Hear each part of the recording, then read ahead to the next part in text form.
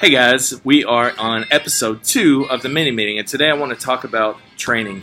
I'm back here in Louisville in our store here at Macaroni Grill. I'm excited to be back, good to see my family, and good to see so many of you again.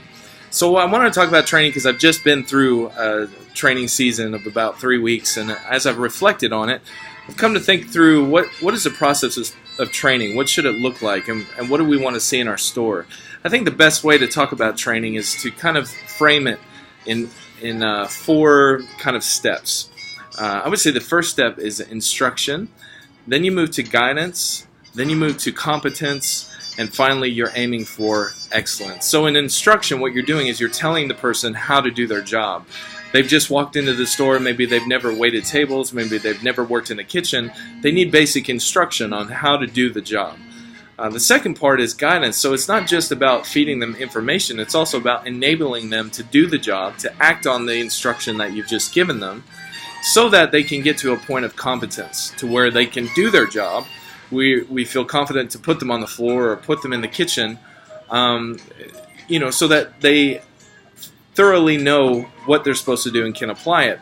But we don't just stop there, we aim for excellence. So the move beyond competence is to excellence, where there's a mastery of what they're doing in their particular position.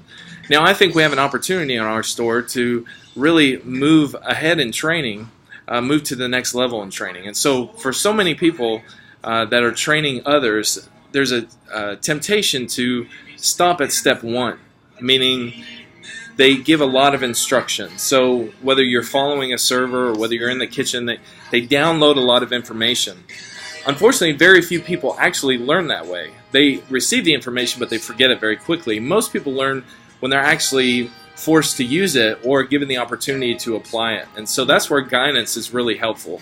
So that's where I would say, even in the first couple days, that people are greeting tables, taking orders, working on the computer, or they're actually making dishes and being put in a place where they are encouraged to apply their knowledge. But then the other thing that we tend to do is we tend to stop at competence.